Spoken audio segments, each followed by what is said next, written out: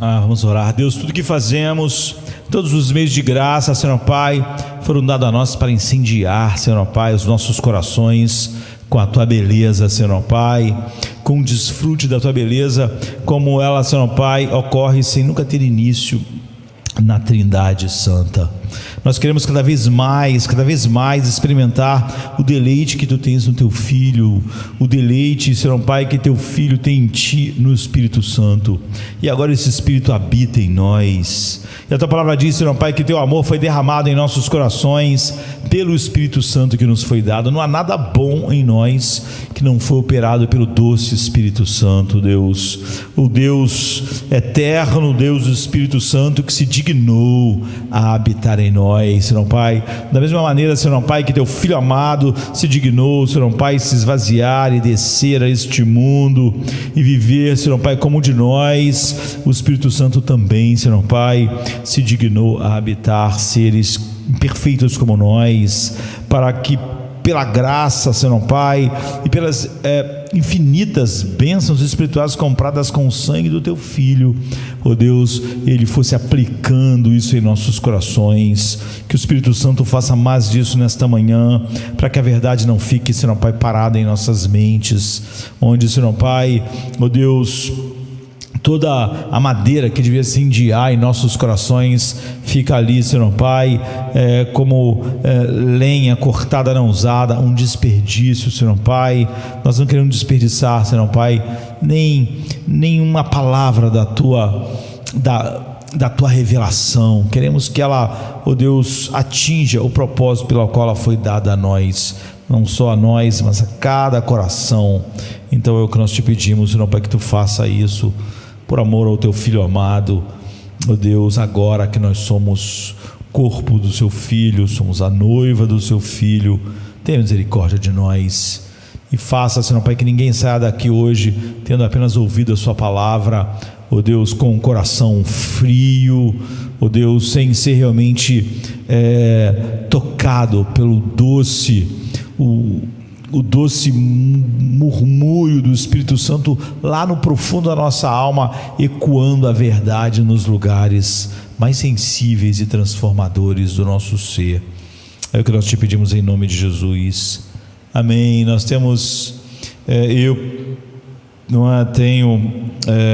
quando eu prego, quando sou eu que prego, tenho meditado já há algum tempo aqui no livro de Salmos, no capítulo 104 de Salmos. Hoje eu quero fazer um pouco diferente. Nós temos visto aspectos, não é? Eu falei sobre como eu gostava das catedrais góticas, e como, apesar daquelas belezas, eu só pude começar a compreender melhor como tudo funcionava quando comecei a ler livros que me diziam que aquela beleza queria dizer alguma coisa a mais do que só beleza. E depois nós começamos a ver como Deus fez isso no mundo e como o mundo é teomórfico, não é? E tudo baseado nesse primeiro verso do Salmo 104, que diz: bendize, ó minha alma, ao Senhor, Senhor Deus meu, Tu és maravilhoso, está vestido de glória e de majestade. E esse salmo em especial é um salmo que eu amo desde muito garoto. Havia um hino lindo nem sei se existe ainda, do Vencedores por Cristo, que dizia: bendize a minha alma ao Senhor, Senhor Tu és maravilhoso, vestido de glória e majestade, coberto de luz como de um manto, e são as cortinas da sua morada, o céu numa noite estrelada.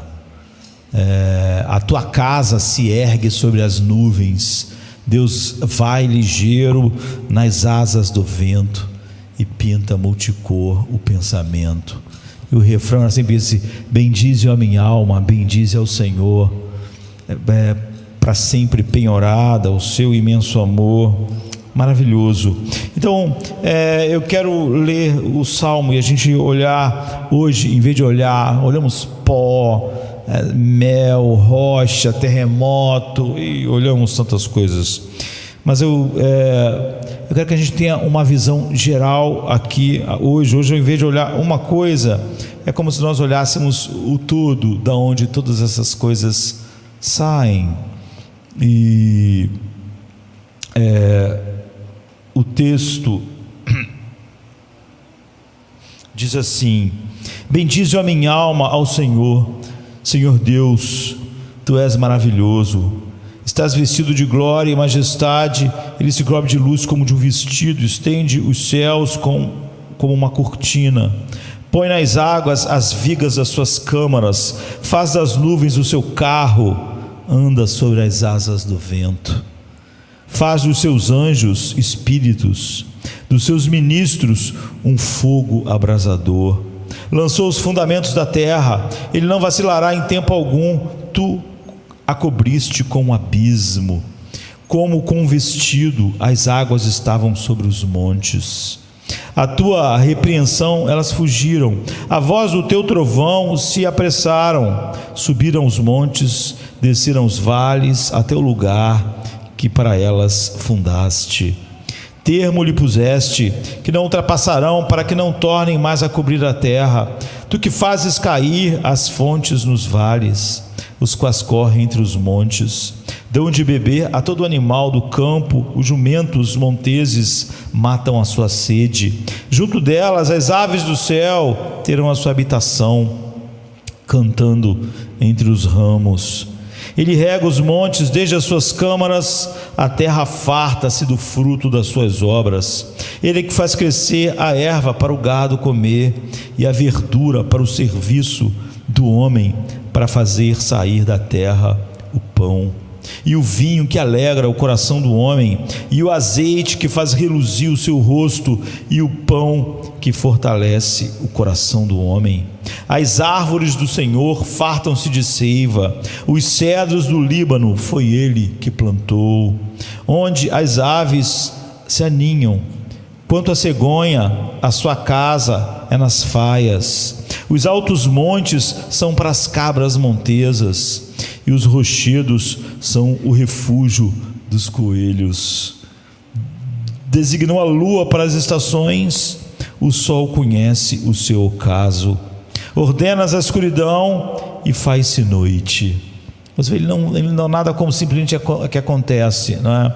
Deus ordena e todo dia à noite aparece, na qual saem todos os animais da selva.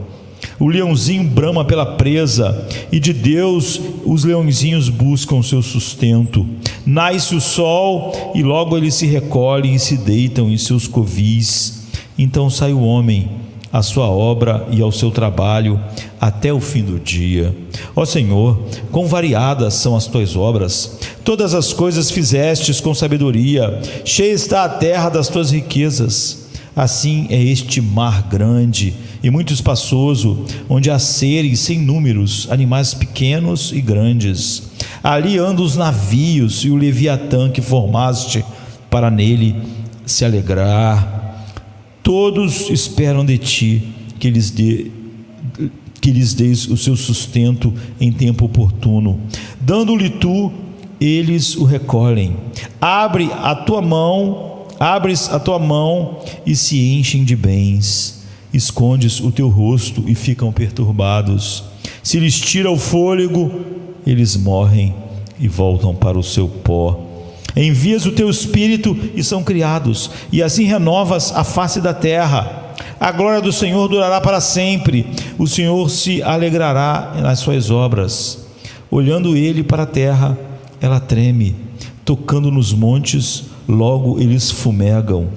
Cantarei ao Senhor enquanto eu viver, cantarei louvores ao meu Deus enquanto eu tiver existência. A minha meditação acerca dele será suave, eu me alegrarei no Senhor. Desapareçam da terra os pecadores, e os ímpios não sejam mais. Bendize, ó minha alma, ao Senhor. Louvai ao Senhor. 35 versos incríveis, maravilhosos. Eu vi alguém contando que a sua casa, de repente, em dias de chuva, começava a alagar tudo, alagar quintal, alagar o porão, e tudo se alagava. E ele chamou uma dessas pessoas que resolve os problemas hoje. Hoje em dia, quem chama de marido de aluguel, né? Antigamente os maridos sabiam fazer tudo, hoje eles não sabem fazer quase nada, não é? E então, pouca geração. Meu pai, não é? Meu pai consertava carro, se desse goteira ele consertava, problema na pia era com ele mesmo, problema na eletricidade ele mexia, enfim, era assim que era antigamente. Hoje, né, tem marido de aluguel, porque os maridos, enfim, não sabem mais quase nada. É mais fácil as mulheres às vezes irem lá e resolver. E ele chamou então essa pessoa, esse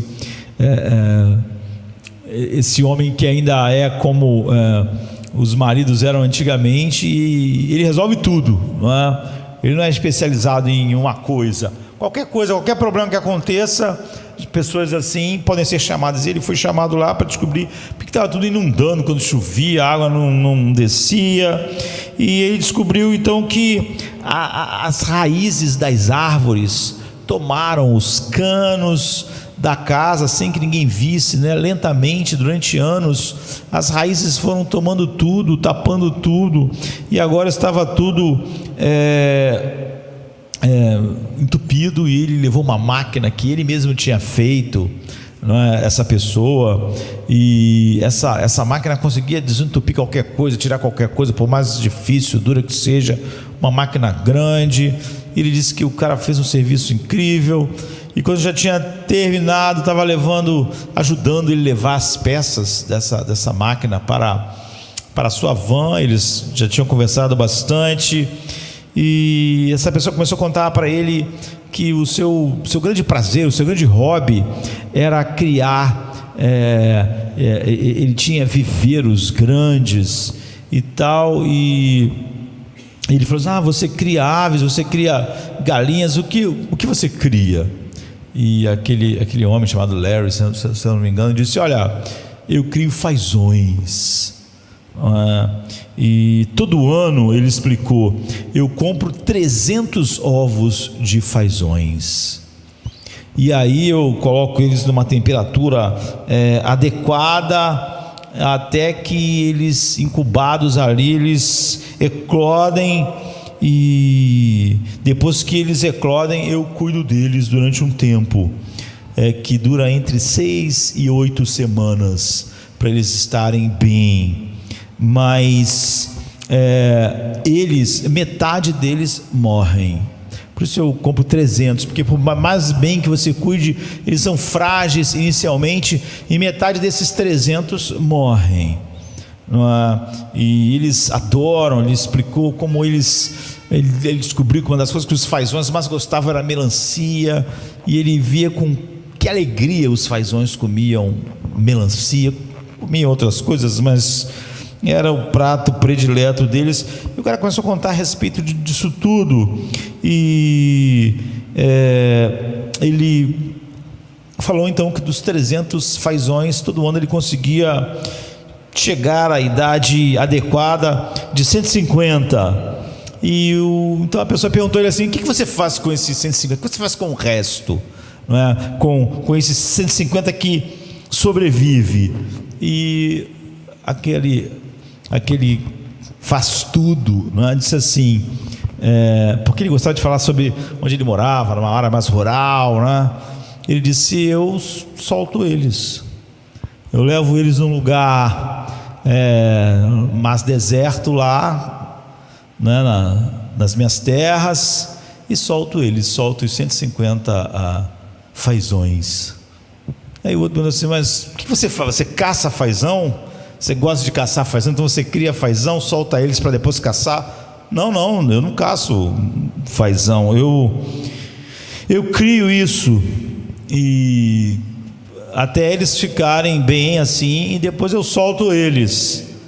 E então ele disse que perguntou: por que você faz isso todo ano, todo esse trabalho? E ele disse que o outro ficou lá parado, com uma longa pausa, porque talvez ele nunca tinha pensado sobre por que ele fazia aquilo e por que ele soltava os fazões só para no outro ano comprar 300 ovos de fazão e repetir o processo. E há anos ele fazia isso, e há anos ele soltava 150 fazões. E ele disse que a resposta foi: não sei, eu acho que é apenas minha maneira de retribuir. Minha maneira de retribuir é o que eu planto que cresce, as coisas na fazenda que funcionam, as coisas que Deus faz. Eu acho que é a minha maneira de retribuir,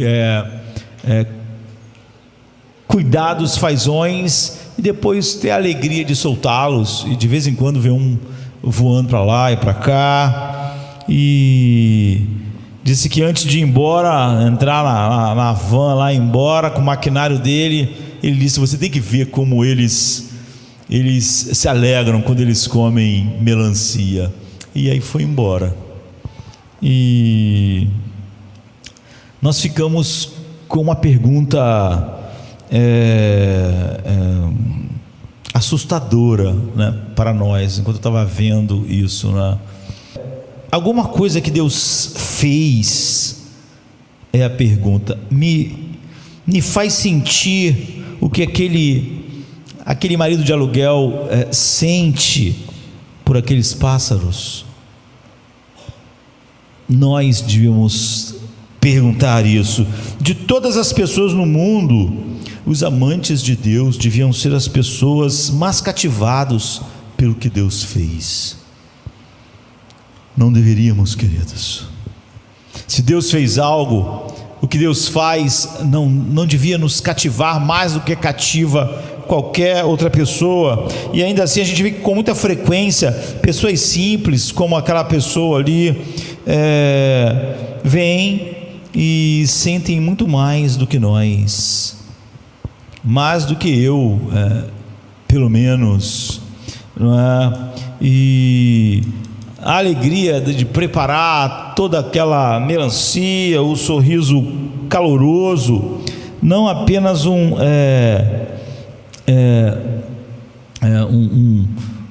algo cansativo, mas não parece você sentir um sussurro de como o próprio Deus se sente a respeito dos fazões que aquele homem cria, depois solta. Então a verdadeira questão diante de nós hoje, olhando para esse salmo, é alguma coisa que Deus fez nos faz sentir como Deus se sente sobre aquilo.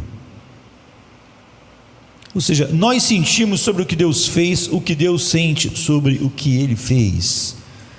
Então aquilo que um dia só existiu na mente de Deus, nós vemos as coisas assim. Se não vemos, por que não vemos? Não é? Por exemplo, aqui fazões. Pensem, os fazões existiram eternamente na mente de Deus, só na mente de Deus, até que um dia Deus tirou os fazões da sua mente e os trouxe ao mundo. Fazões é algo que pode estar eternamente na mente de Deus, porque estaria, e é algo que Deus pode tirar da sua mente e trazer à existência. E é para onde eu quero ir, e o que eu quero despertar em nosso tempo juntos, no Salmo 104. Você só pode estar maravilhado com o que Deus faz, com a beleza, com a glória, se você for muito além daquilo que naturalmente o homem pode ir. Então, você se maravilha. As pessoas vivem reclamando, elas vivem entediadas, elas vivem deprimidas. Você ainda se maravilha com alguma coisa? Alguma coisa te maravilha na segunda-feira? Você fica maravilhado na terça-feira? Você, numa época do ano, fica maravilhado porque vai chocar 300 ovos de algo, para depois ver daqui a alguns meses eles voando, maravilhado com o que Deus fez. Alguma coisa que Deus fez Você sente por aquilo que Deus mesmo sente, sabe? A sua oração algum dia já se pareceu com o Salmo 104? Você não se faz essas perguntas quando lê um salmo como esse, que é uma oração? 35 versículos, não quero dizer o cumprimento da oração, né? o tamanho, e nem quero dizer a poesia da oração. É muito pouco provável que você seja um poeta como Davi. Davi é uma das pessoas mais incríveis que já existiu, não é? É difícil juntar numa pessoa só. Por isso que depois de Jesus é a pessoa que a Bíblia mais fala. Ele era um grande guerreiro. Mas você não imagina um grande guerreiro ser um grande poeta, não é? Um grande rei, Davi era grande em tudo o que ele fazia. Se ele cuidava de ovelhas, ele era aquele tipo de pastor que com 15, 16 anos, né, que ele era capaz de enfrentar um cachorro. Ele matou um leão sem grandes armas. Ele matou um urso. Não quero então dizer do cumprimento dessa oração, e nem da poesia, ou mesmo as montanhas, os riachos, os texugos, os coelhos das rochas. Mas você já parou, desacelerou e se maravilhou com algo que Deus fez, e louvou a Deus por causa daquilo, bendisse, exultou a Ele por isso, prestou atenção nas coisas, ficou maravilhado. Ou seja, a criação ainda prende a tua atenção e te leva à adoração a Deus. Ou seja, a criação é como uma catedral gótica, realmente cheia de maravilhas, que agora você pode ver ainda de maneira mais maravilhosa, e que nutre na segunda, terça, quarta-feira em você um senso de maravilha em Deus. Só você pode responder isso. E digo ainda porque pense nas crianças, queridos. Eu agora já tenho filhos adultos, né? Mas já foram pequenos, e você não precisa convencer uma criança, as pessoas com menos de 8 anos de idade, a se maravilharem com o que Deus fez.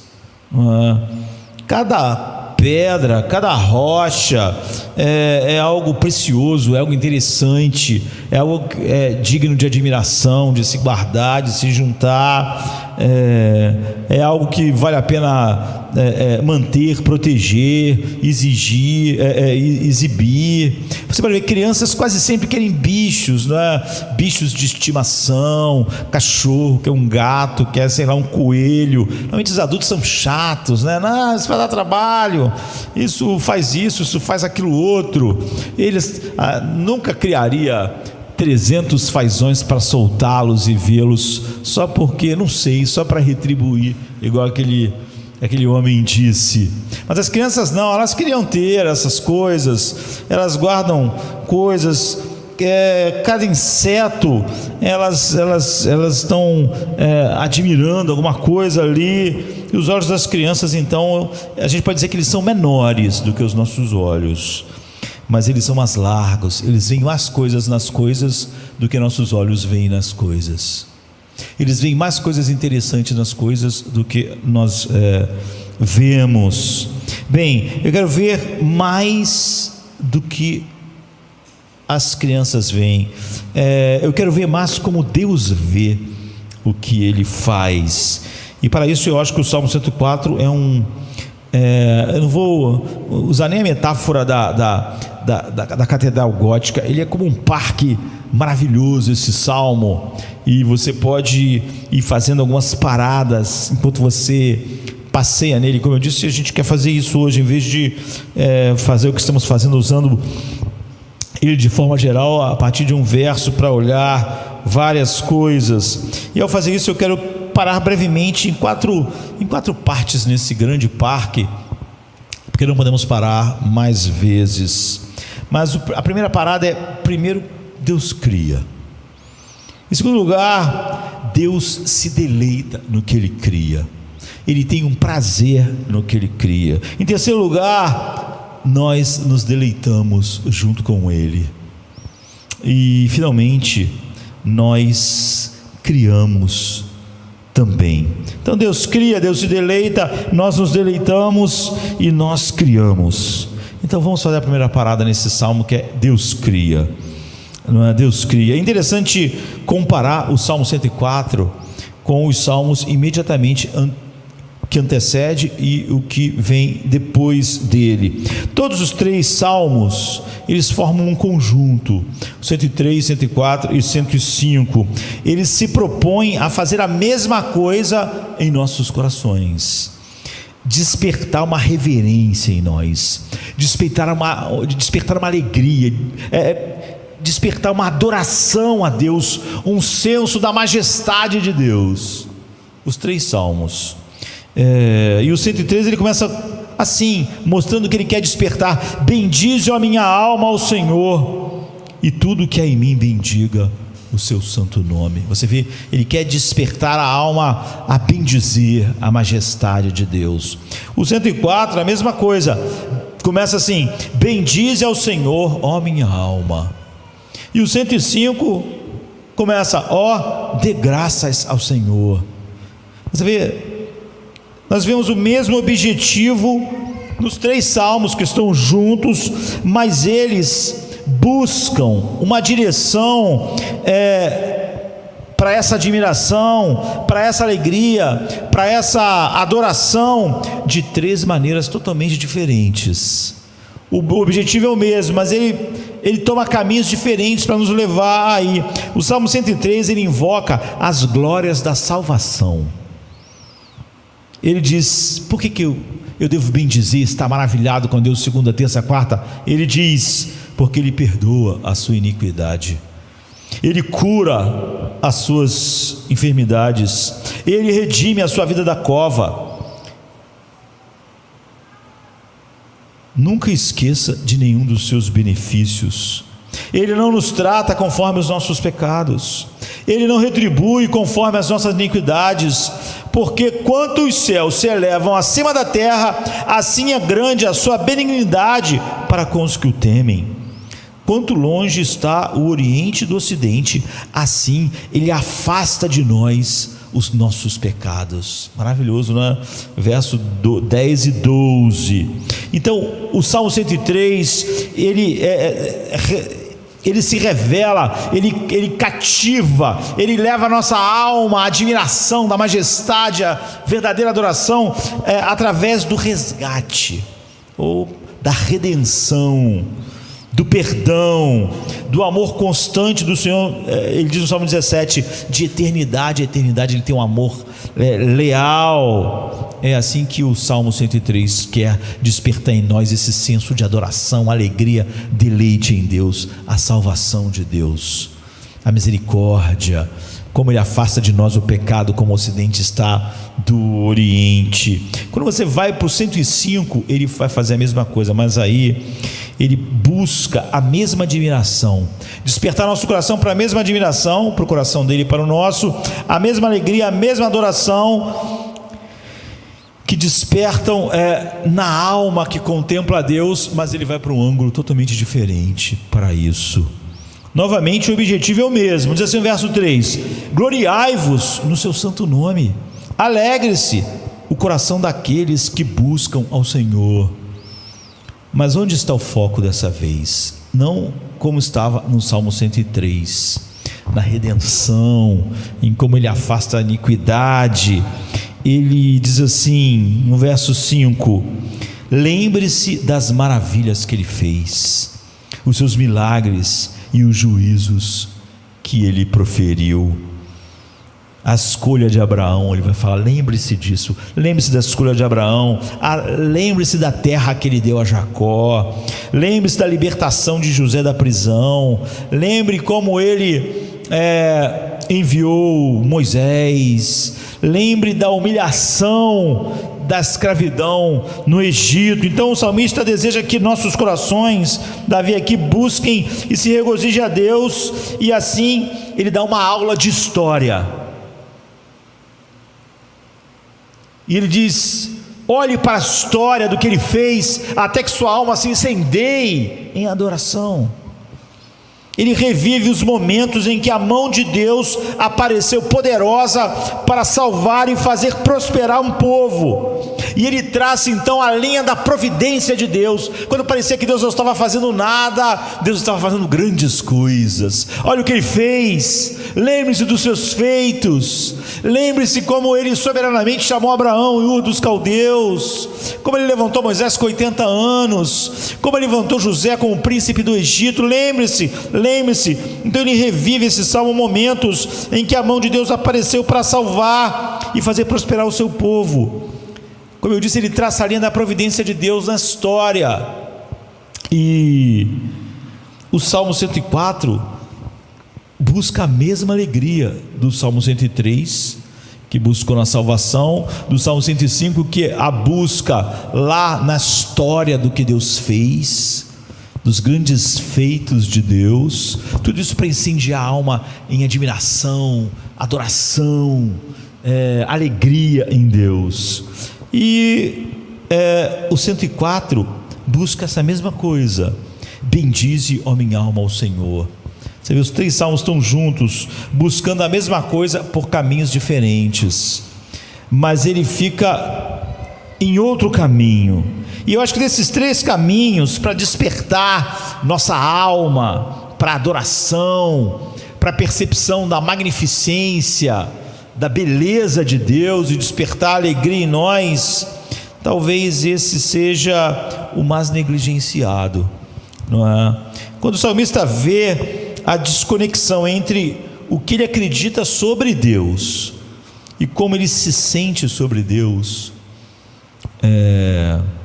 quando ele quer atear fogo às brasas do amor de Deus, você não sente isso, queridos? Você não sente a necessidade de diariamente atear as brasas de fogo no teu coração, porque você percebe que há uma desconexão entre o que você sabe sobre Deus e o que você sente sobre Deus? Ele é maravilhoso e soberano. Então por que eu estou sentindo ansiedade? Por que eu não estou maravilhado? Por que eu estou entediado? Por que eu estou reclamando? Você não sente uma desconexão entre o que você cantou hoje e o que você sente? Você cantou hoje: tudo entregarei, sim, por ti, Jesus bendito, tudo deixarei. Você não sente uma desconexão? Quando você... outro hino que nós cantamos dizia assim: se eu soubesse que tu estivesse no alto da montanha, eu subiria uma montanha. Tem gente que não pega um carro com ar-condicionado para ver um culto. Aí tem gente que não fica em pé, não porque está com problema na coluna, porque está com uma doença, não fica em pé porque é cansativo. Aí diz: se eu soubesse que tu estivesse no vale, eu desceria, eu cantaria com alta voz, eu subiria a montanha só para te adorar, só para te louvar. Mentira! Há uma desconexão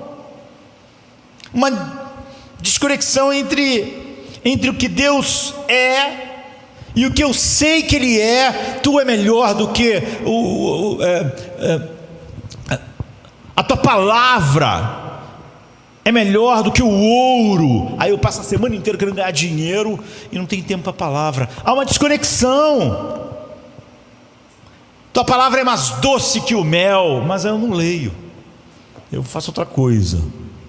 Uma desconexão. E é esse que é o perigo das nossas vidas: haver uma desconexão entre o que a gente sabe sobre Deus e o que a gente sente sobre Deus. E todos esses três salmos estão tratando exatamente dessa desconexão. Não pode haver realidade espiritual se essa desconexão for o que caracteriza a sua vida. É uma vida terrível, uma vida desgraçada. Não pode haver uma desconexão entre o que eu estou fazendo e o fato disso ser por causa de quem Deus é. Não pode haver uma desconexão entre as verdades. Os grandes sermões que eu ouço não são uma bênção se há uma desconexão entre eles e o que eu sinto a respeito de Deus.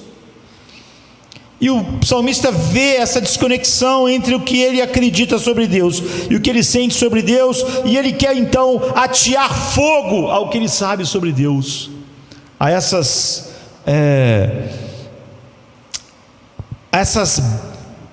madeira, Ele quer tirar fogo, as brasas do seu amor por Deus, e Ele não repete a misericórdia e o perdão de Deus novamente. Ele fez isso no Salmo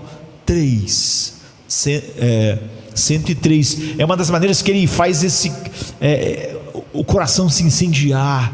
Ele medita: tu afasta o meu pecado de mim. Todo dia ele acorda então, e ele começa a encher a mente dele com as coisas que Deus faz na salvação, porque ele quer tirar fogo a essas brasas. Mas ele não repete simplesmente isso, e ele não corre de volta simplesmente para a história. Ele vai, porque é como ele quer acender o fogo, para que não haja uma desconexão entre o que ele sabe e o que ele sente sobre Deus. Então ele vai: como tu tiraste no 105, né? Como tu tiraste, ele vai para a história. Você faz isso, queridos? Ele vai para a história, ele diz: como tu libertaste Israel da mão de Faraó, oh Deus, como tu escolheste Abraão, oh Deus, como tu fizeste isso, como tu fizeste aquilo, como tu fizeste aquilo outro. Ele vai para a história e vai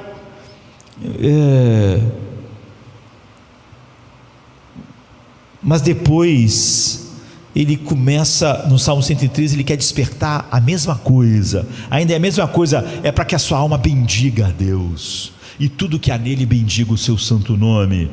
Aí ele vai para os vales, ele escala montanhas, ele entra em oceanos.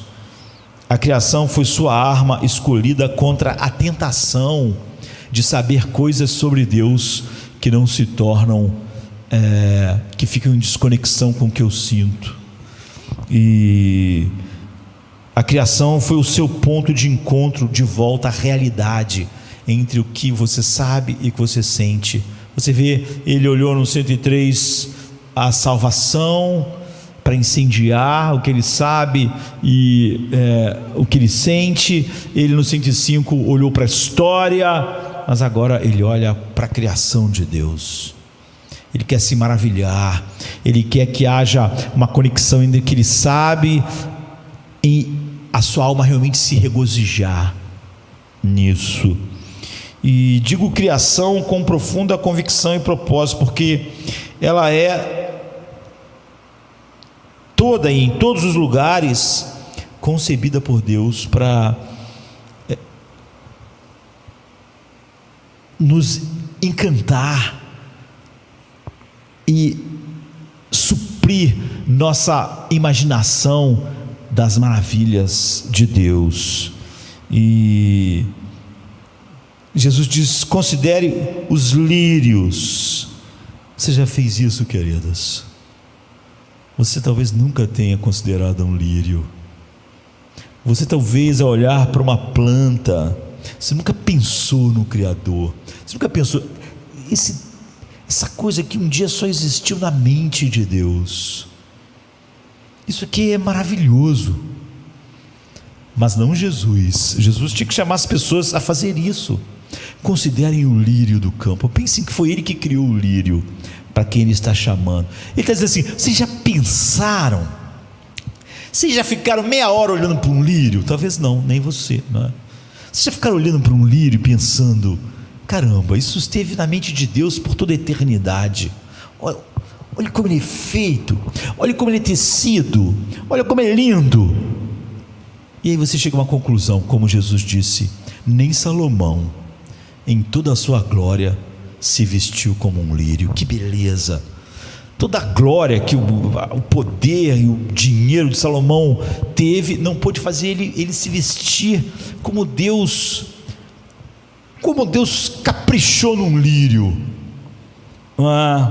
E você já olhou um lírio assim, que sua alma se regozijou em Deus e você até se tornou mais sábio?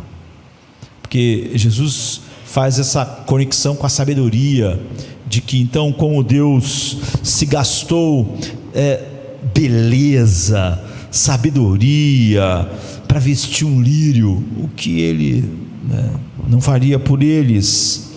E um dos ensinamentos centrais das Escrituras é que o mundo natural não é natural. E o problema nosso é que nós tratamos o mundo natural como natural. é a criação de um Deus sobrenatural. Isso que você chama rotineiramente de natureza é de fato criação. Pense cada vez menos em natureza e cada vez mais em criação. Ah, a natureza é tão bonita, a criação é tão linda. Ah, olha a criação, o oceano é bonito. Não. A criação, o oceano que é criação, não é uma coisa natural.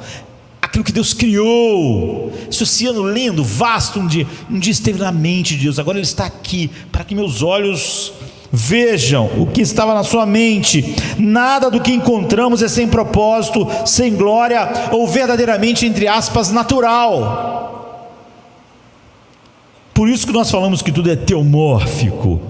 Podemos notar o propósito e a glória mais nos aspectos mais grandiosos da criação, não é? Como oceanos, aqui mencionado no Salmo, leão, montanha, mas como ensina as Escrituras, até os pássaros e os lírios estão dizendo alguma coisa profunda sobre Deus. Se você nunca viu nada de profundo sobre Deus nos lírios, não é porque Deus não está falando algo profundo. Jesus está dizendo para você: olhai para os lírios, olhem para os lírios, olhem para os pássaros. Ele está chamando sua atenção. Ele que criou os pássaros, Ele que criou os lírios. O Salmo 104 quer que vejamos e sintamos isso em todo lugar, em toda parte. É como você durante a semana não deixa haver uma desconexão entre o que você sabe e o que você sente sobre Deus. Você vai usar todo o plano de salvação para sua alma bendizer a Deus. Você vai encher a sua mente com tudo que Deus fez na história, e você vai deixar tudo na criação, não é na natureza, na criação de Deus, fazer sua alma bendizê-lo. Esses 3 salmos fecham a maneira pela qual nós enfrentamos a tentação de haver uma desconexão entre o que sabemos num culto como esse e as nossas afeições por Deus durante todo o tempo. Ele estende os céus, não é a natureza. Ele estende os céus, Ele empilhou as montanhas. O salmista diz: esculpiu os vales. Estamos vendo o que Ele fez. Ele desenhou as margens do oceano. É o que ele diz. Ele ensinou a lua aonde ela deve ficar em cada estação: verão, primavera, outono. E Deus todo dia é um mestre cuca. Todo dia Deus é um cozinheiro eterno. Ele diz, e Ele dá comida para os leõezinhos, Ele prepara comida para os pássaros. Imagina uma cozinha que prepara a comida para os pássaros e para os leões e para, enfim, Ele cozinha para os coelhos, para as cabras. O salmista está apontando, eu diria, em todas as direções, destacando o máximo que pode trazer à mente, para nunca haver uma desconexão entre o que ele sabe e o que ele sente por Deus. Porque mais miserável ainda do que um homem é aqueles que sabem muito a respeito de Deus e têm um coração que não sente de maneira correspondente ao que sabe. Então o Salmo 104 é: olhe para isso. É o que ele está fazendo. Olhe para aquilo, olhe para aquilo outro, como Jesus. Olhem para os lírios, olhem para os pássaros, olhem. Não é o mundo natural, é a criação. Mas na verdade ele está dizendo repetidas vezes: olhe para Ele. Um dia isso esteve só em sua mente. Olha o que Ele fez. Foi Ele que fez o lírio. É o que o salmista está dizendo. Foi Ele que fez o oceano, foi Ele que fez as montanhas. Não é só a coisa em si. Olhe o valor disso. Há uma beleza, há uma coisa nisso, mas o valor é multiplicado infinitamente por quem fez. Se você tivesse um desenho feito num papel, muito bem feito, e eu dissesse: olha só que desenho interessante sobre um homem aqui, com a sua como é perfeito as proporções do corpo. Tá vendo? Legal, você pegar o papel e dizer, poxa, interessante, realmente, muito bem feito, essa pessoa desenha bem, legal. Mas se eu dissesse, olha isso aqui, tivesse com uma luva na mão e falasse assim, esse aqui, tá vendo esse desenho? Então, isso aqui foi desenhado por Leonardo da Vinci. Leonardo da Vinci desenhou. Quase ninguém pode ver isso, quase ninguém pode tocar isso, que fica num cofre. Mas você teve o privilégio de vir aqui e ver, não uma foto, isso aqui foi feito pela mão de Leonardo da Vinci. Pronto, aquilo ali vale milhões. Você pensa assim, mas meu vizinho saberia desenhar, meu vizinho é desenhista, ele iria desenhar igualzinho, mas não foi Leonardo da Vinci que desenhou. Não vale nada o que teu vizinho fez, não é?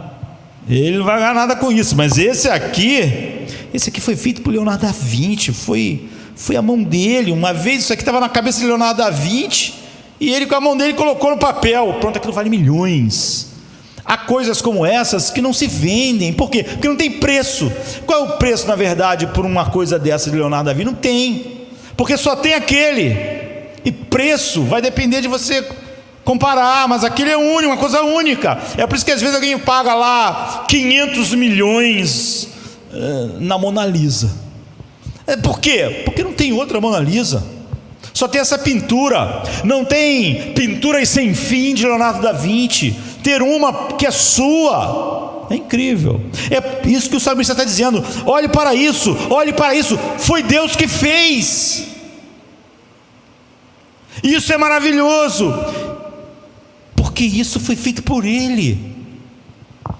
Ele fez isso, Ele fez também aquilo. Não é deslumbrante, não é incrível, não é assustador, Ele não é adorável? Bendize a minha alma ao Senhor, tudo que em mim bendiga. Ó Senhor, diz, com múltiplas são as tuas obras, com sabedoria tu as fizeste, toda a terra está cheia das tuas criaturas. Essa concentração em Deus, a glória desse Criador cresce nos versos 27 e 29. Todos eles esperam em ti, tudo que tu criou fica esperando de ti todo dia, para que lhes dês alimento no tempo certo. Tu lhes dás e eles recolhem, abres as tuas mãos e saciam-se das coisas. Quando tu escondes teu rosto, entram em pânico. Quando tu retira deles o fôlego, eles morrem e voltam para o pó. E quer dizer, você vê a dependência de tudo que Deus faz dele mesmo. Quando ele vira o rosto e tira o fôlego, eles morrem. A beleza deles, a vida deles, o encanto dessas coisas está fluindo totalmente das mãos que os fizeram. Quando tu, e nunca de outra forma, Ele sustenta o universo. Falaria de maneira menos poética, mas maravilhosa, Hebreus, Ele sustenta o universo pela palavra do seu poder. Todos eles, grandes e pequenos, não é só o coelho, o mar, as galáxias, todos eles, grandes e pequenos, terra e mar, sentam-se e esperam por Deus. Deus vai continuar concedendo existência a eles. Se Ele virar o seu rosto, tudo vira pó. Eles existem quando, como e onde Ele escolher. Você existe como, quando e até Ele escolher que você exista aqui, e então não mais. Nenhuma criatura está abaixo da atenção de Deus. Não é que Ele faz as galáxias funcionarem, Ele faz o caracol funcionar, Ele faz as bactérias viverem.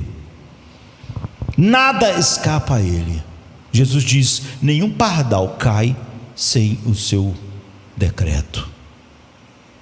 Nada é pequeno. Eu sou um Deus muito grande para cuidar de pardal. Pardal eu deixo lá, as coisas acontecem. Não. Deus não cuida do sol.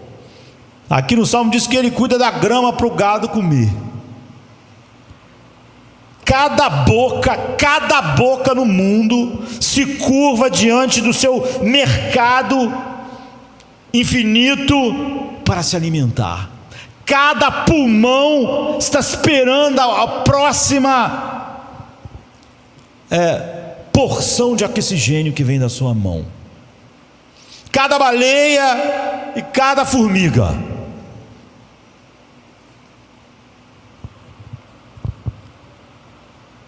Então, há um canto da criação, é isso. Todas as coisas são verdadeiramente dele, por ele e para ele. Quando a Bíblia diz em Romanos 11:16, porque tudo é por ele, para ele, por causa dele, é verdade.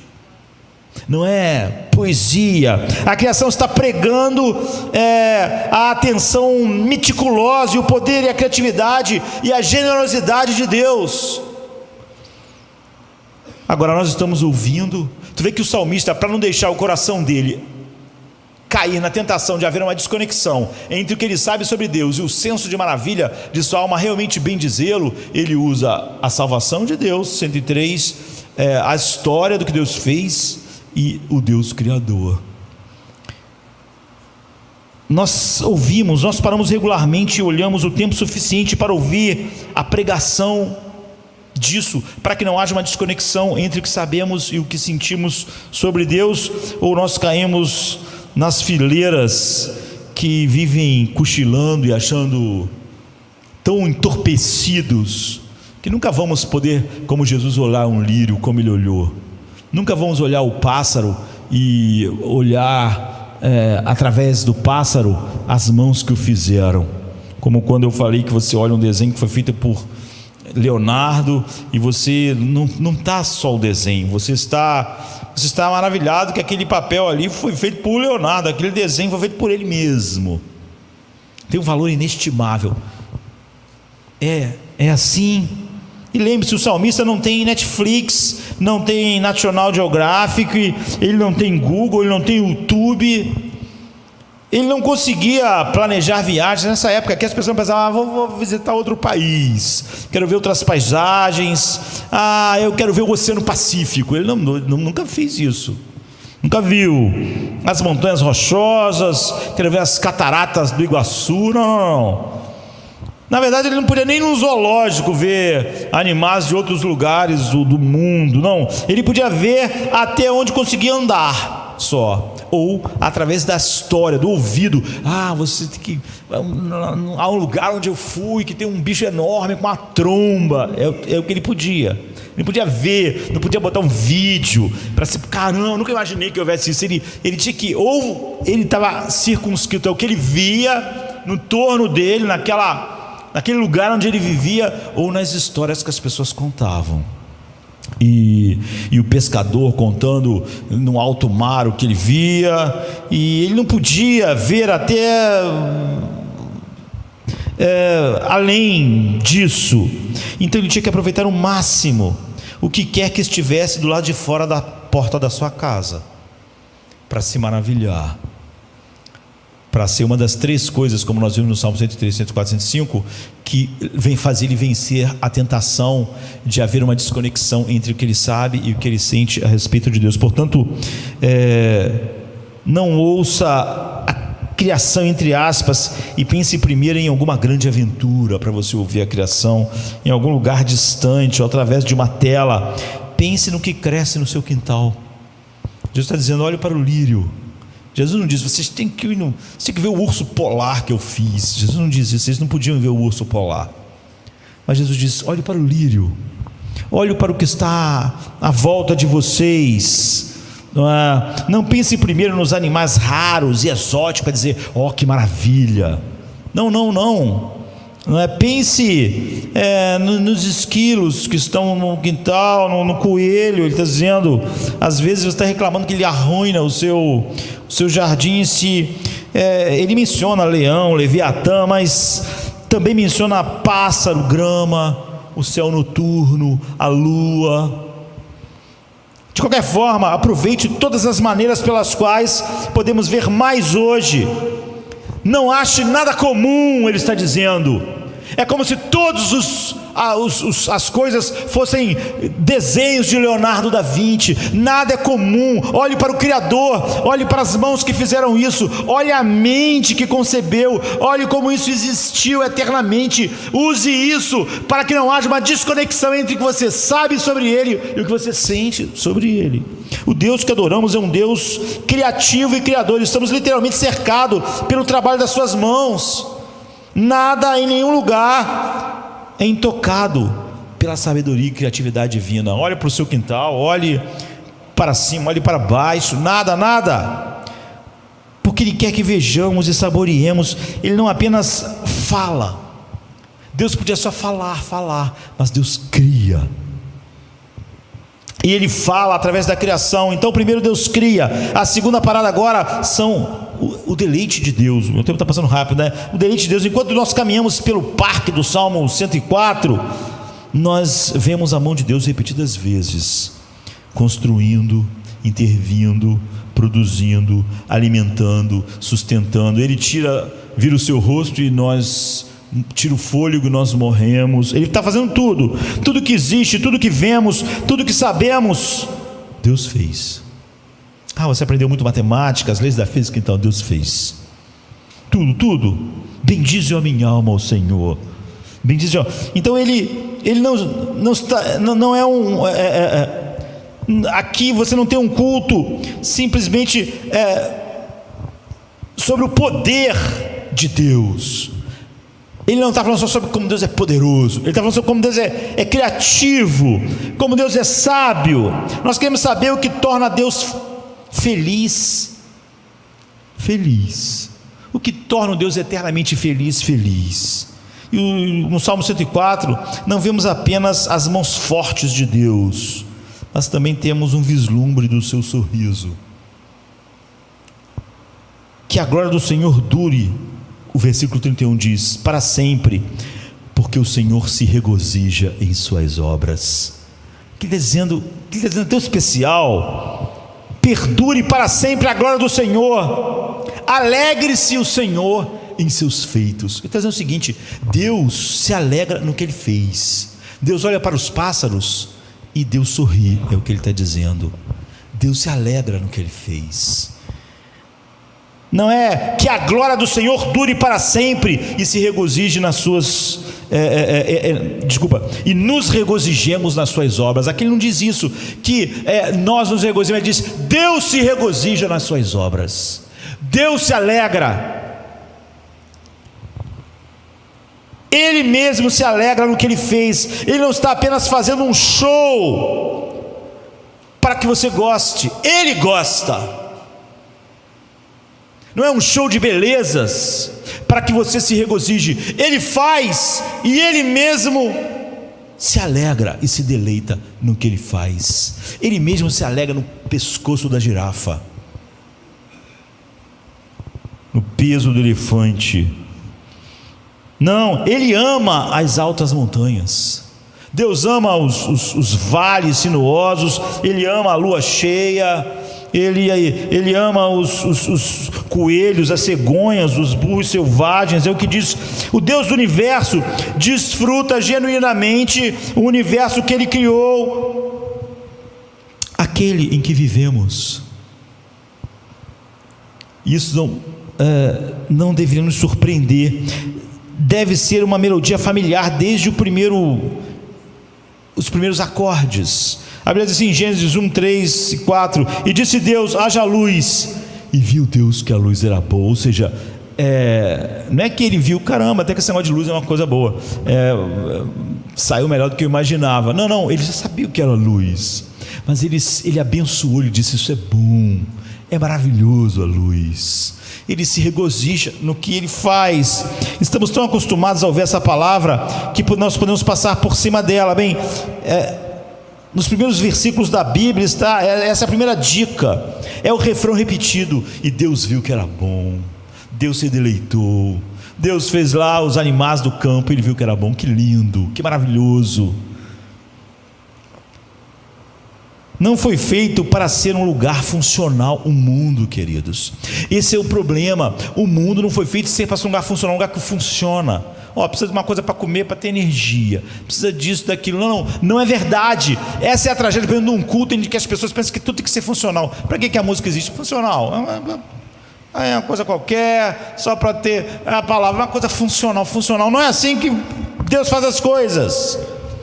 Deus não fez o mundo um lugar funcional para viver e criar sua família. Não, Ele colocou música, sabores, beleza. Não é só uma coisa funcional, uma ferramenta. Funciona.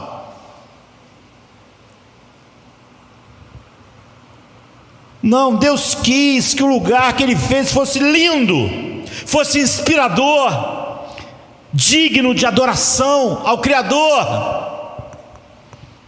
Em uma palavra, bom. Ele bendisse, Ele abençoou. Sabe quando Ele vai dizer: vinde benditos, cada obra de Cristo? Então, o que Ele criou, Ele abençoou, Ele deu sua bênção. Ele está dizendo: eu tenho prazer nisso. É bom, eu tenho prazer nesses animais que eu criei, eu tenho prazer no rio, eu tenho prazer no mar, eu tenho prazer. Não é dia e noite, não eram apenas necessários, mas bom. Ele quis deixar claro, Ele separou o dia da noite e viu que era bom. Não era só é útil, é correto, vai servir. Não, é lindo, é bom. Montanhas, oceanos não eram apenas coisas enormes, eram coisas lindas, boas. Ele se regozijou. Os arbustos, as flores, as árvores não eram apenas: isso é bom porque vai produzir alimentação, vai fazer a fotossíntese e tal, vai ser útil. Não, é belo. Os pássaros, os peixes, os animais do campo eram todos intencionais, únicos, cativantes, bons. Deus sente prazer, é o que o Salmo diz. Em outras palavras, Deus fez um mundo que até mesmo Deus poderia admirar. Deus fez o mundo, criou homens, anjos, o mundo que até Ele mesmo podia olhar e dizer: bom, e ter prazer naquilo. Não só funcional, funciona. Sabe o que eu digo? Outro dia alguém disse: na igreja música é o seguinte, tem que ser funcional. É o oposto de Deus. Música é lindo, o mundo é lindo. Ele não fez coisas funcionais.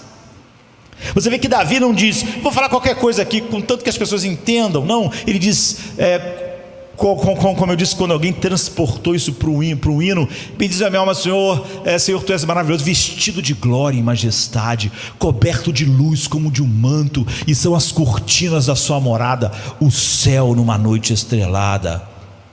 A tua casa se ergue sobre as nuvens, Deus vai ligeiro nas asas do vento, e Ele pinta multicor o pensamento. Momento, tempo, intento te adorar. Por causa disso, bendize a minha alma, bendize ao Senhor, para sempre penhorada ao seu imenso amor. Deus fez algo lindo, inspirador, que Ele mesmo pudesse admirar. Esse é o prazer de Deus nele mesmo. Deus não apenas fez, Ele se deleita no que fez, Ele admira o que Ele fez. Ele sai do palco, por assim dizer, para absorver e saborear o que Ele fez, olhar e dizer: bom. Expressa algo do que eu sou, expressa algo da beleza do meu filho. Quando Ele diz que tudo foi feito por Ele, para Ele, por causa dEle, é verdade. Então a história que Ele concebeu, a iluminação que Deus disse, Deus um dia, tem gente que pensa que iluminação não tem importância, mas Deus não pensou assim: só tem que ser útil. Não, eu vou fazer um céu lindo. Ele pensou no piso. A terra só tem que ter um piso para as pessoas botar o pé. Não, vai ter lugar que vai ter grama, vai ter lugar que vai ter prados, vai ter lugar que vai ter neve, não é só o chão, vai ser lindo. Vão ter desertos, vão ter florestas, não vai ser só um chão para as pessoas pisarem, um piso, tudo de granito assim, para ser mais fácil. Não, vai ser lindo. Não é só funcional, um lugar para pisar. Os personagens que Ele desenvolveu, pense em todos os personagens quando Ele está olhando lá para a história, as cores que Deus desenvolveu, as texturas que Ele criou.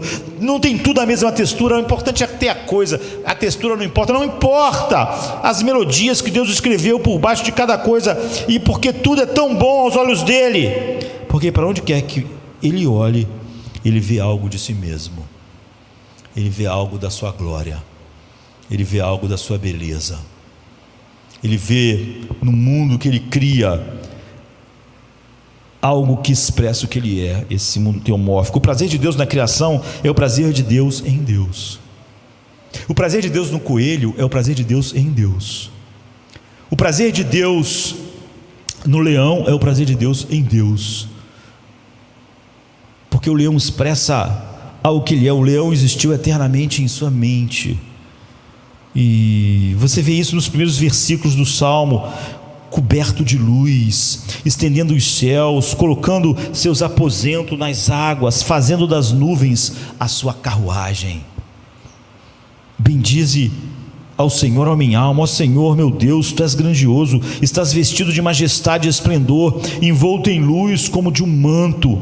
Tu estendes os céus como tua tenda, e tu pões sobre as águas dos céus as vigas dos seus aposentos. Tu fazes das nuvens tua carruagem, e tu cavalga nas asas do vento. Tu fazes dos ventos seus mensageiros, e dos clarões reluzentes os seus servos. Então a metáfora de ele assumindo suas partes e poderes como seu manto, como sua tenda, como sua morada, fazendo sua carruagem, é ver o mundo como algo em que ele se deleita. Tudo está carregado do seu poder, da sua energia, tudo é vivo por causa da presença dele. Se ele vira o seu rosto, tudo morre. Ele se delicia com o que faz, porque está carregado com o poder da sua presença vital. Carrega um pouco da sua beleza infinita. Ele é o esplendor e majestade da sua criação. E no meio de tudo de bom, a luz era boa, a terra era boa, tudo era bom. No meio de tudo isso, Deus superou, ele criou criaturas à sua própria imagem, homem e mulher. Nós não temos tempo para falar a respeito disso, porque ele disse que era muito bom, ou especialmente delicioso, entre tantas coisas que podemos dizer, e não temos tempo. Apenas um ponto em que destaca essas criaturas de todas as outras, que o homem poderia compartilhar do prazer dele com o que ele fez. Poderia também olhar para o coelho dele, porque o leão não pode ficar extasiado com o céu noturno e apreciar as coisas, mas esse ser, ele era especial em relação aos outros, porque ele podia se deleitar junto com Deus no que Deus se deleita. E finalmente ele foi feito para se deleitar infinitamente no que é o único deleite de Deus, que é o seu Filho amado, no que está estampado todas as coisas. E esse Filho amado é que criou todas as coisas. Somente o homem e a mulher tinham a capacidade de experimentar a plenitude de alegria em tudo que ele fez e na pessoa por causa de quem tudo foi feito.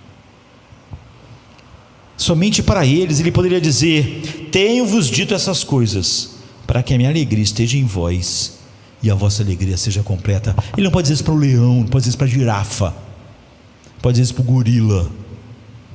Essa coisa especial, e somente essa criatura, entre todas as criaturas da terra, seria um criador-criatura, pegando o que Deus havia feito e descobrindo o que Deus escondeu lá, fazendo aparentemente algo novo, descobrindo que ele escondeu. Outro dia eu preguei, um tempo atrás já, como Deus escondeu tudo que a gente faz com a energia no raio. Demorou um tempo aos homens descobrirem que Deus escondeu lá. Mas então, só um homem pode dizer: para o leão um raio ainda é um raio, só um raio. Mas para o ser humano, ele olhou para o raio até descobrir a eletricidade lá e descobrir tudo que Deus escondeu por trás desse poder da criação. E essas são nossas onde nós paramos. Nós nos deleitamos e criamos, porque você vê, ele cria e ele se deleita, e nós somos as únicas criaturas que podem se deleitar junto com ele no que ele faz e na razão pela qual ele faz todas as coisas, no deleite final dele, que é o seu Filho. Então nós nos deliciamos e nossa terceira parada finalmente chega onde o Salmo começa: bendize a minha alma ao Senhor. Você vê, ele diz, é bom, ele bendiz, ele se alegra, e agora a minha alma se alegra também. Senhor, meu Deus, Tu és imenso. Observe essas primeiras palavras do Salmo, não são lançadas aos céus. Ele não diz, olha o céu maravilhoso, bendize, não, bendize a minha alma. Ele não se dirige para o céu bendizer, ele se dirige ao seu coração e diz, bendize a minha alma, bendize ao Senhor a minha alma, acorde, não é? Pare de cochilar diante do esplendor. E isso é uma das maneiras de você vencer a tentação entre a desconexão entre o que você sabe e o que você sente sobre Ele. Eu mencionei anteriormente que em nossos círculos nós fazemos muito bem a reflexão, eu acho melhor, né? Pelo menos em igrejas que pregam a palavra, no Salmo 103, que é nos gloriar pensando na redenção, e no Salmo 105, que é nos gloriar pensando na história, da providência e tudo que Ele fez.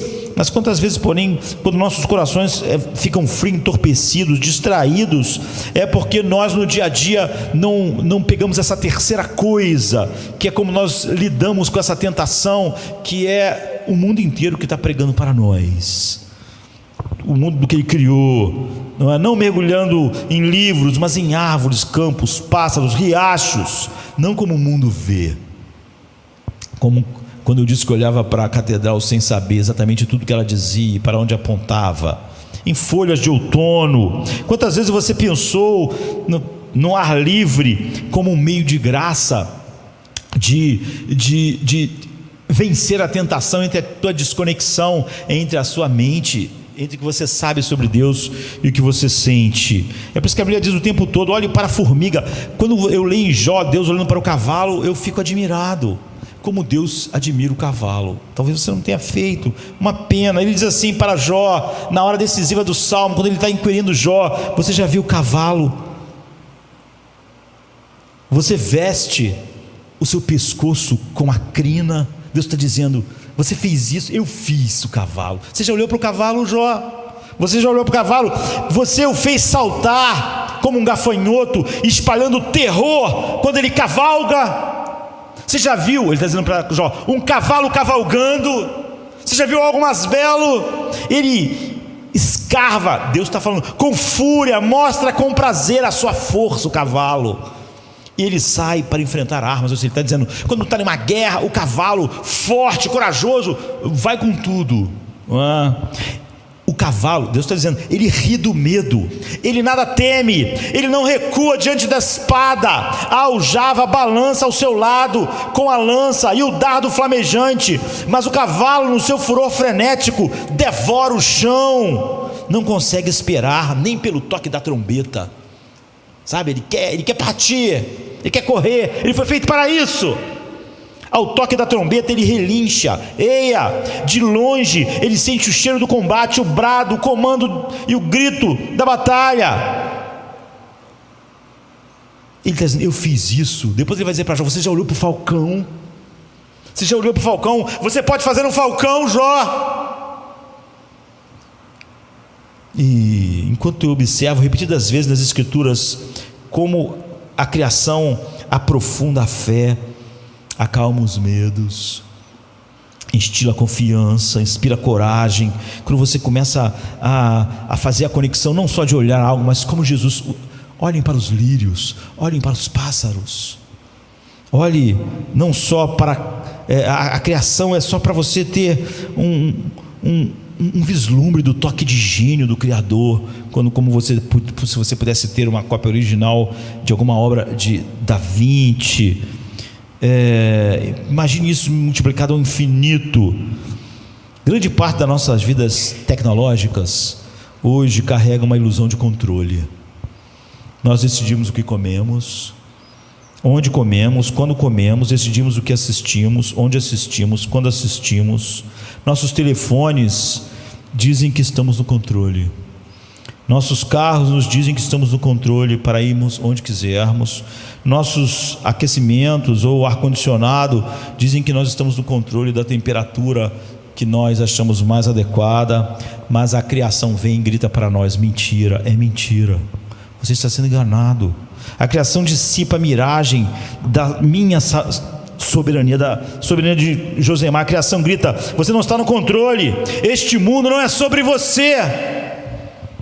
de galáxias a átomos, não é sobre você. Esse é um sermão que nós precisamos ouvir, queridos. Esse sermão nós precisamos ouvir todo dia, repetir e repetir, especialmente hoje. Viste o cavalo, Jó? Você pode fazer você está no controle, você pode impedir a chuva que vai inundar o Rio de Janeiro. Se eu cismar de mandar uma chuva forte sobre qualquer cidade, alguma cidade não enfrentará a desgraça. Quando eu mando furacão passando pelas Bahamas, indo para os Estados Unidos, o ser humano pode fazer alguma coisa. Ele pode pegar o seu telefone e fazer alguma coisa. Você não pode decidir o tempo, você não pode decidir a temperatura. O ar-condicionado só te engana. Você cria um mundinho e você começa a acreditar. Você não pode cultivar a grama no canto do quintal e fazer ela crescer. Não pode. Você não pode controlar os esquilos, não pode controlar a toupeira, não pode alimentar os coelhos nas montanhas. Você não pode sobreviver ao frio intenso se eu mandar. Você não pode sobreviver sem as abelhas polinizando tudo. 75% da cultura agrícola do Brasil são polinizados por insetos. 75% do que você come. Desses insetos que polinizam, senão você não ia comer, 87% são as abelhas. Você controla as abelhas. Se elas não fizerem o seu trabalho, você não tem comida. Mas Deus faz. A criação diz: você não está no controle, a menos que comecemos com Deus dessa maneira. Quando o Evangelho chegar a nós, inevitavelmente, porque nós achamos que o mundo é sobre nós, nós vamos achar que o Evangelho é sobre nós. Sentiremos que o nosso valor, e não o valor de Deus, é a força motriz do Evangelho.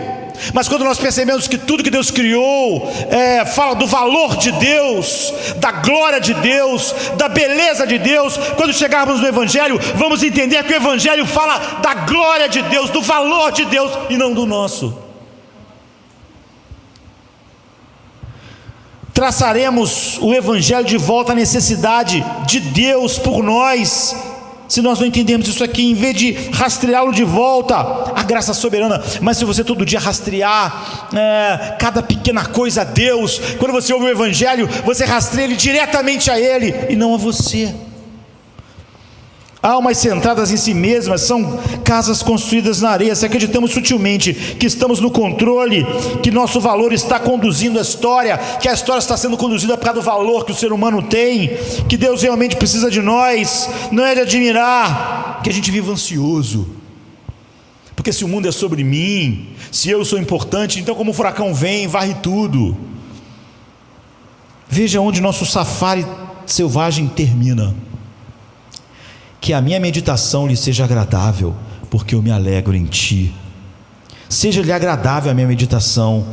Você vê no final, ele não está se alegrando nas montanhas, ele não está se alegrando nos mares, ele está se alegrando no Criador dessas coisas. E tudo que Deus fez é pregação, como alto-falante ao máximo, todo dia. E no entanto, muitas vezes nós estamos com a cabeça abaixo. E quando o sol nasce todas as manhãs, Deus quer que aquela bola flamejante de ferocidade, aquela estrela não tão grande no universo,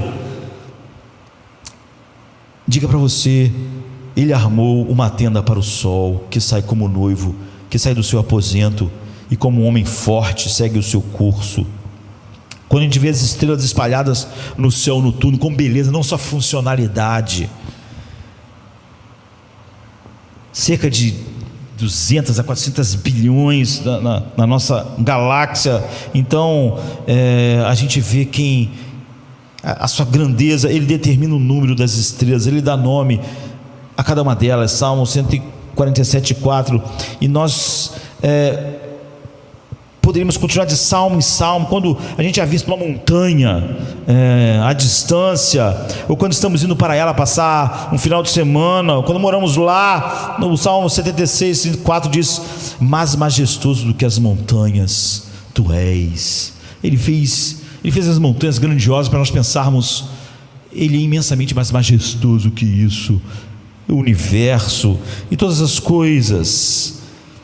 Quando a gente ouve o barulho de um rio, de um córrego, para nos inspirar a beber, para mostrar como há uma fonte para saciar nossa sede.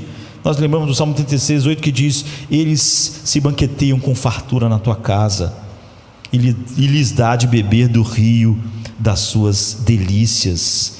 E isso sem falar de tudo que vemos, experimentamos em Deus no estrondo do trovão, como está no Salmo 29:3. A voz do Senhor sobre as águas, são como as grandes águas do mar, no Salmo 29:3.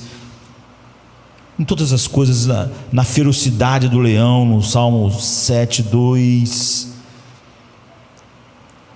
Como Deus nos livra, esse salmo diz, como se um leão fosse, se Deus por um minuto deixasse um leão, nos despedaçaria. Quando você vê um leão feroz, lembre-se de Deus assim. Você viu quando Deus deu permissão ao diabo para tocar em Jó, o que aconteceu imediatamente? Todos os seus filhos morreram, tudo foi tirado dele. Quando Deus deixou, o diabo botou uma doença terrível em Jó. Por que ele não fez isso contigo nos últimos anos? Só porque Deus disse não. Quando você vê um leão despedaçar uma zebra, o Salmo diz: lembre-se, se Deus não te guarda, você seria despedaçado imediatamente.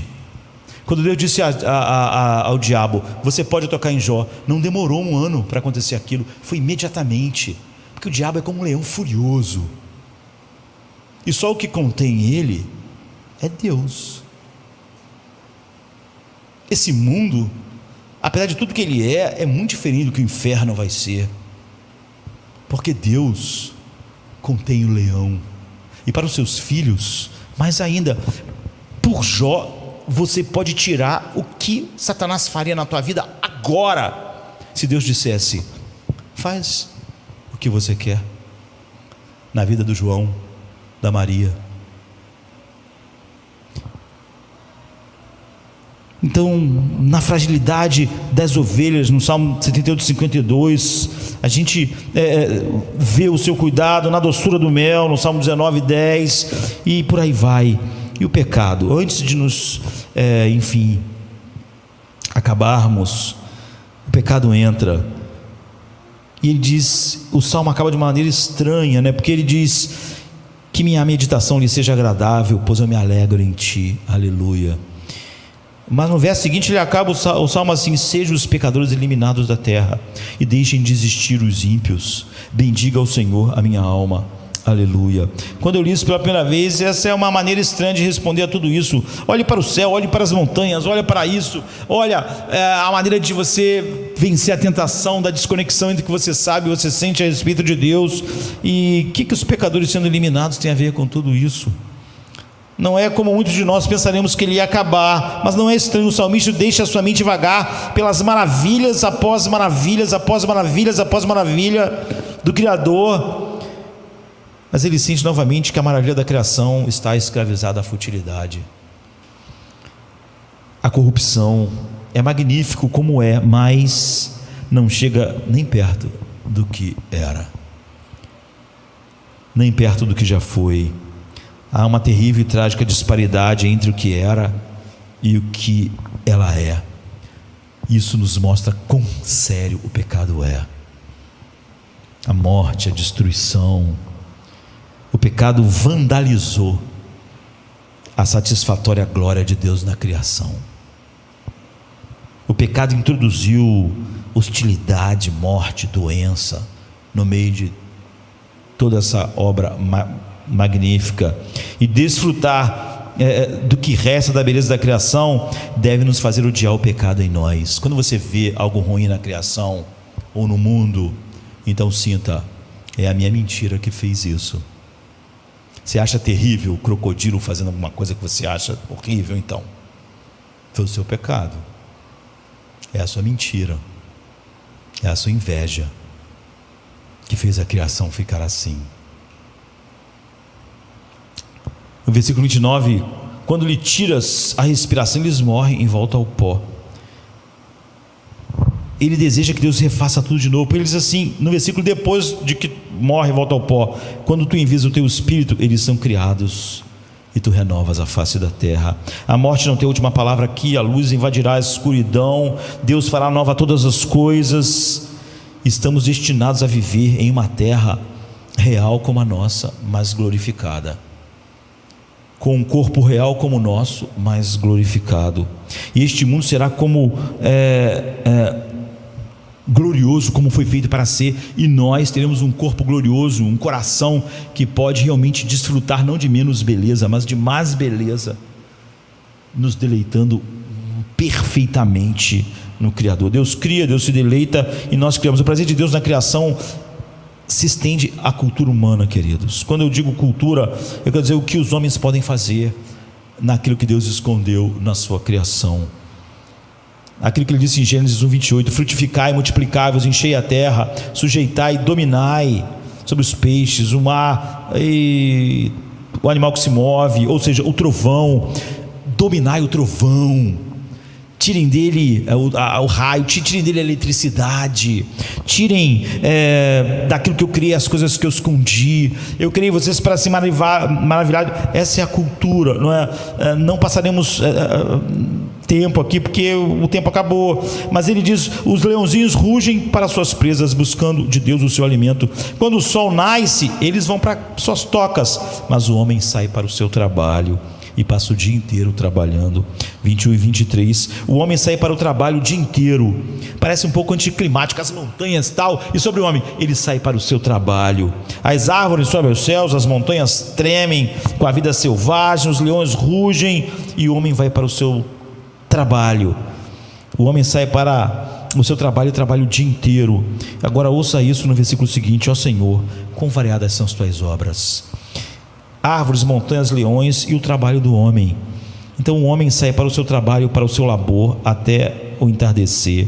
A obra comum do homem faz parte das múltiplas maravilhas de Deus, as capacidades que ele deu ao homem de enxergar o que ele colocou escondido na sua criação. Nenhuma outra criatura pode fazer o que você faz. O que você pode fazer em 8, 10, 12 horas por dia com sua mente, nenhuma outra criatura pode fazer. Só Deus poderia conceber uma criatura capaz de fazer o que você faz. Não importa qual é o seu trabalho, é o que o Salmo está dizendo. Isso faz parte das maravilhas que Ele fez. E a nossa mente é uma tela viva, coberta pela criatividade de Deus. Quer o homem hoje esteja reconciliado com Ele ou não, parte disso ainda está lá. E para que eles vejam as maravilhas de Deus nas obras das suas mãos, isso também devia te levar a ver a glória de Deus e romper a dicotomia entre o que você sabe sobre Deus e o que você sente.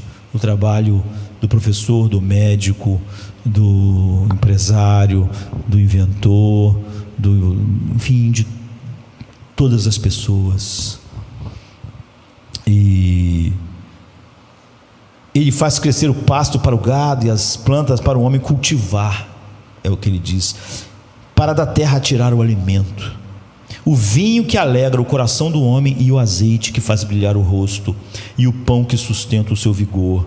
Vinho para alegrar o coração, pão para fortalecer o coração.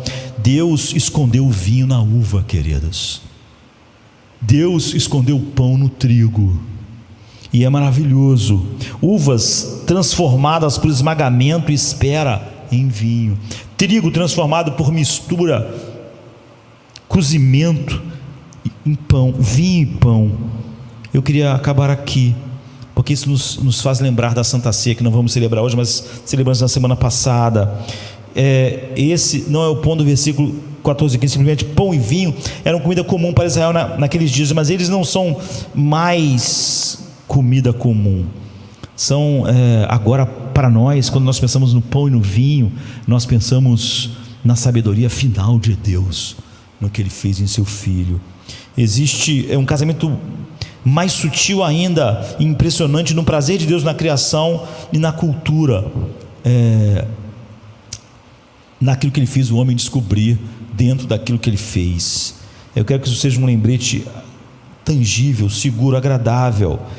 Jesus escolheu servir pão e trigo, e não escolheu servir vinho, e ele escolheu servir vinho e não água. Ele queria que o símbolo fosse um pão e não trigo, vinho e não água. Ambos são produtos da criatividade infinita de Deus e do poder que ele deu ao homem de enxergar dentro do que ele fez coisas maravilhosas que ele escondeu.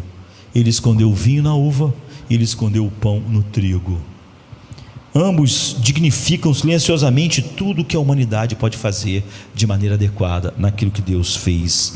Então, através de todo o Salmo 104, nós provamos ainda mais o significado do vinho. O pão fortalece o coração do homem, mas ele diz: o vinho alegra o coração do homem. Jesus não deu uvas aos seus discípulos naquele dia, mas o sangue da uva, que é a criação transformada pela criatividade. Como o pão, o vinho assume um grau de sofisticação tecnológica, bem como uma medida da vida humana, né? Social, política. O vinho, porém, é uma bebida de celebração. Na Bíblia sempre fala de alegria. Se Jesus quisesse retratar a relação do homem com Deus apenas em termos utilitários, ele dizia: é água, só para não morrer de sede. Não. Esse noivo transforma a água em vinho. O vinho para alegrar o coração, não é? E qual o propósito? Tanto no trabalho quanto no descanso, desfrutar do que Deus fez, em última análise, para desfrutar o próprio Deus naquilo que Ele fez. Aquilo que nós fazemos faz parte das maravilhas do que Deus fez. Então irei ao altar de Deus, o Deus que é minha grande alegria. Taça após taça, o vinho nos lembra que a ceia do Senhor não é um elogio fúnebre, um brinde triste. O vinho é para alegrar o coração do homem. Por isso que ele diz naquela noite: para que minha alegria esteja neles e ela seja completa. Na tua mão direita há delícias perpetuamente. E o pão e o vinho do Salmo 104 nos leva fácil para o carpinteiro de Nazaré, mas nós não precisamos fazer isso. Nós podemos acabar no livro de Hebreus 1 e 2, que diz: há muito tempo, muitas vezes e de muitas maneiras, Deus falou aos nossos pais pelos profetas, mas nesses últimos dias Ele nos falou pelo seu Filho, a quem constituiu o herdeiro de todas as coisas, por meio de quem criou o mundo. Jesus criou cada coisa, Ele está dizendo. E então, quando fala de Jesus, a última palavra de Deus, o prazer final do Pai, a expressa imagem do seu ser, ele começa a citar o Salmo 104. Como eu disse, a Bíblia nunca fala: agora eu vou citar o Salmo 104. Você tem que conhecer a Bíblia.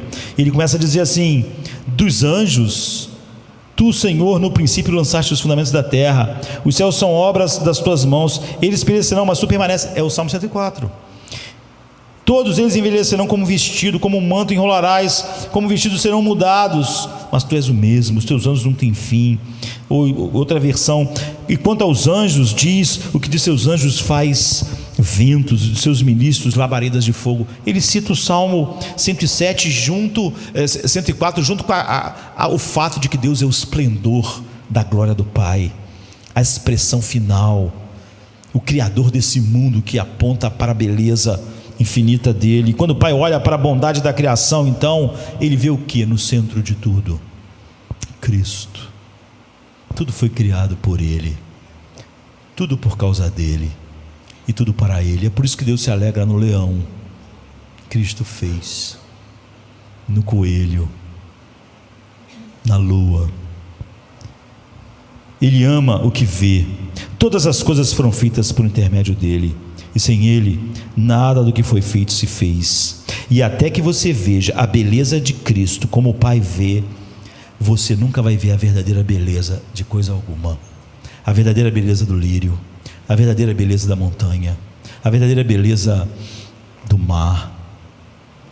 Isso significa que, se realmente queremos ouvir o que Deus está dizendo no azul dos pássaros azuis, no gingado engraçado dos pinguins, na fúria dos rios, na quietude dos lagos, nos lírios se abrindo no campo, primeiro você tem que fixar seus olhos em Cristo, o Criador de todas essas coisas.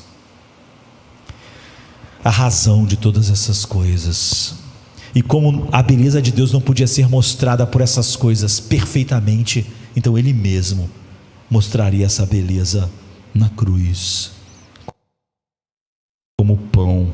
Toda a Escritura, começando com Moisés e os profetas, são sobre Jesus. Toda a criação também é sobre Ele. Quem é a estrela da galáxia do Salmo 104? O sol, a lua, pássaros, leões, oceanos, florestas? Não, a estrela do Salmo é Cristo, a expressa imagem do Pai, por meio do qual Ele fez todas as coisas. Aquele que se fez carne, habitou e trabalhou entre nós. Ele não tinha a nossos olhos majestade para que olhássemos, e nenhuma formosura do ponto de vista humano caído para que o desejássemos, cegos, e ainda assim Jesus é a beleza de cada flor. Ele é a beleza do mar. O mar só foi feito por causa dele, por ele e para ele. O paraíso escondido em nosso mundo caído é Cristo. É por isso que não tem como você construir só com as coisas o paraíso. O Criador nascido na semelhança da criatura, o sol que nasceu na escuridão, o crucificado, ressuscitado e reinando, é o que criou e sustenta todas as coisas pela palavra do seu poder, Jesus. E você nunca vai ver a beleza de Deus a não ser por Jesus. Portanto, você não pode ver finalmente a beleza escondida em cada coisa que Ele criou, que manifesta a glória de Deus, se você primeiro não tiver olhos fixos em Cristo. Essa é a única maneira, esses 3 salmos, de vencer a tentação da desconexão entre o que você sabe sobre Deus e o que você sente. Vamos ficar de pé. Venha se cansado estás, e eu descanso darei.